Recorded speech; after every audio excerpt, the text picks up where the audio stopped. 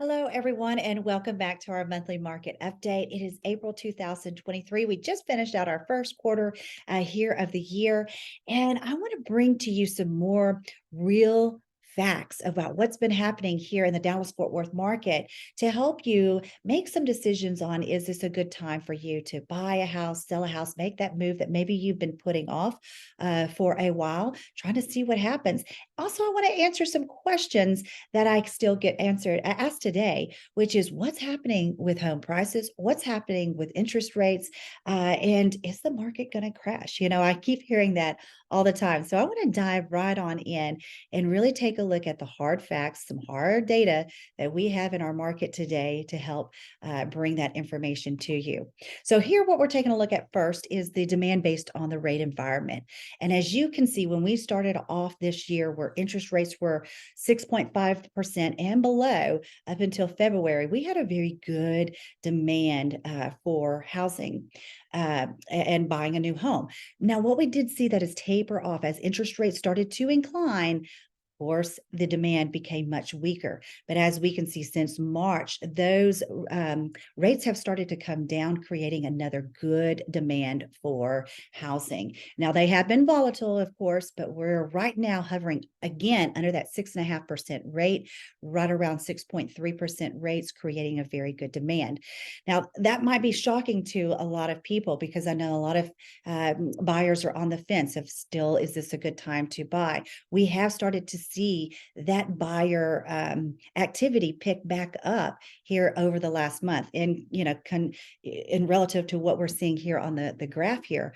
And I have to say that when we saw those rates come back, start going up last year, that demand really started to weaken as buyers were just going through the 5 stages of mourning, if you would, when it comes to interest rates. And I think buyers are finally at that point of accepting that, hey, rates are going to be here for a while. If I want to buy a house, I needed to jump into the game because rates will come back down and we'll be able to refinance at a later point. So let's go into talking about house prices, because there's a lot of media out there that says U.S. housing prices could plunge 20%. The Dallas Feds warn. The Fortune says there are now 210 U.S. housing markets at risk of 15 to 20% home price declines. And CBS News says U.S. home prices could fall as much as 20% next year. That's what we're hearing. And that's what we're telling ourselves. And that's what we're telling our neighbors. But let's take a look at really what has happened here, at least in the Dallas Fort Worth market. And what we're looking at is the median home prices across Dallas County, Tarrant County, Collin County, and Denton County, which are your major counties here in the Metroplex. We can see that when we closed out business after the first quarter of 2023 this year, we're at a median sales price of $330,000. Now, where were we at in March of last year? We were at 350,000. So yes, we have seen that median sales price come down $20,000, or as you can see, about 5.7 decline in the median home price year over year. That's the truth. I cannot fudge those numbers. It is what it is. But here's also what it is. And hear me say this. It is nowhere near a 15 to 20% decline in home prices. And as you can see, we've pretty much started to stabilize in those home prices. Now, a little bit of good information too, which I think is even stronger, is if we look at where we were in January of last year at 316,000, that is a 4.2% increase in the median sales price since January of last year. And I think that really speaks loud to what we continue to see in home prices year after year after year. You're going to see some months that might be a little bit more volatile than others. But if we really look at the grand scheme year over year, we have been still steadily seeing home values continue to rise. So what's going to happen going forward? Imagine we're going to see that happen or stay flat for the remainder of the year. But one of the indicators that we look at in trying to predict where we're going to go, what's going to happen with those prices for the rest of the year, is we look at a couple of things. And I first want to go to month supply of inventory. And that means if we don't sell another home, how many months is it going to take for us to dissolve all the homes on the market today? And right now, as you can see, we're sitting at about 2 months supply of inventory. We have come down a whole month in March than where we were the past, I don't know, what is that, 6 months that we were experiencing 3 months supply of inventory. Nonetheless, I want everyone to hear me say this: 2 months, 3 months, still considered a seller's market. Not until we're about 6, 7 months are we even balanced. And then after 7 months are we in a buyer's market. We are still in a strong seller's market. And as a matter of fact, this is 3 months supply of inventory was a very normal inventory pre-pandemic. So what we're seeing now is, no, we're not experiencing 1 month or even what was 2 weeks supply of inventory back this time last year. We are seeing about 2 months, which is a great opportunity for buyers having more inventory to choose from. And if we look at our days on market, we definitely can see that back in March of last year, we're at about 30 days on market to have a house sold. Now we're at about 59, almost double. So you've got a little bit more time as a buyer to make some choices and a little bit more inventory to choose from. But understand this: it's not a whole lot of inventory. And as a matter of fact, I was talking to a colleague of mine that buys homes in different areas of the states of the US. And she was saying that our market here is so quick that you've got to jump on homes. And yes, that is still the case in some matters. You do still have a few more days to make a decision. And you do have a lot more inventory than where we were back last year. Now, let's talk about the number of sales and new inventory, because this is another great leading indicator that we look at in trying to make some predictions on where we're heading towards with our market. And as you can see back in March, what is really interesting to me is if we look at this blue line here, these are the number of sales and that were back in March, and it seems to be a little bit higher than the number of sales that we had March of last year. I am going to predict that we're going to continue to see that. Now that I told you, we kind of looked at the buyer demand right now and seeing that buyer demand increase, I think we're going to continue to see these numbers pretty much stabilize themselves and be about relatively the same of where they were last year. Now, I know, don't let this other line here, the darker gray, concern you. That is the new inventory that's hitting the market. That's great news again for you guys that are buyers. We're always going to see, as you can see, more inventory hitting the market than the number of sales so that we can have inventory.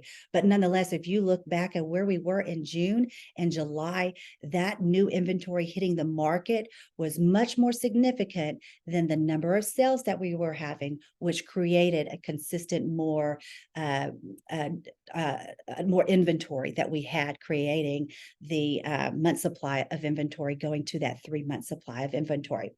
All right, so that is the real hard facts of what's happening here in the Dallas-Fort Worth area and the housing market. Now I want to talk a little bit about the affordability, because we cannot ignore, is this a good time? I mean, we know by a long stretch, we have seen mortgage payments increase significantly than where they were when we had 3% interest rates. They've increase substantially. Nonetheless, are they still affordable? And I know that's a big concern for many people who are out there searching for a home. And I want to take a look at, this is across the US, of course, and where we stand here is in the South. And as you can see on the right column here is the qualifying income, and on the left sidebar is the median income. And as you can see, the median income is greater than that of the qualifying income that we are seeing in our market area. So I think what we really need to grasp a hold of is that, yes, as long as you can qualify and you can afford it, typically it is still a good time to buy. It is still an affordable market today.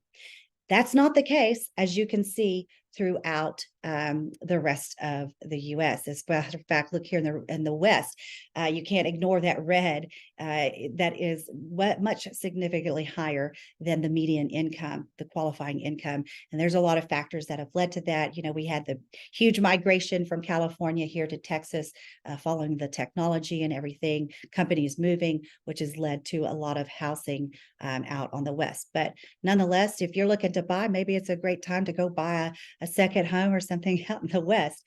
But let's take a look at also, again, if it was staying with the affordability, and NAR will recommend that, this flat line here, using 25% of your income, your monthly income, towards your mortgage payment. And that's just kind of a standard that NAR has put out. And that's your principal and interest. So what we saw is, historically, since back in 2020, very, very affordable. And nonetheless, when those rates started going up, we saw things become not as affordable for many people. And then look at where we are today, hovering around 23.8%, not quite yet at that 25%. So we're under the par of the affordability. So some good information as you're trying to decide, maybe this is your first house or second house, whatever the case you are, and trying to make some decisions on, is this a good time for me to purchase a home? Again, we can see that for most people, that your median income is larger than what that qualifying income is, and still hovering under that 25%, which is the standard that NAR has put out for homes for your principal and interest payment. Okay, so I want to end with this saying, this is another quote from NAR. However, this rate drop was enough to make home buying affordable again for many Americans. Again, affordability, affordability, affordability. As we continue to see those rates drop, which is what we hope for, then we are going to see continually more people back in the market who have accepted these higher interest rates than where they were last year. Not necessarily into the sevens, because then we, as you saw in the first part of the graph, a more weaker demand. But where we stand right now is a very good demand for buyers, creating a good demand for sellers, a very healthy market. And again, as rates drop, we're going to see even more demand. So maybe getting into the market now is best for you in your situation. If you ever need help making some decisions on, diving more into your personal case, feel free to reach out to us. We are here to help you making more decisions. We've got more facts that we can share with you, but hopefully this will help you out as we start in this spring, the peak of our buying season and selling season in real estate, as we start off April and into the summer months. So stay tuned till next month for our next monthly market update. Until then, stay safe and have a great second quarter.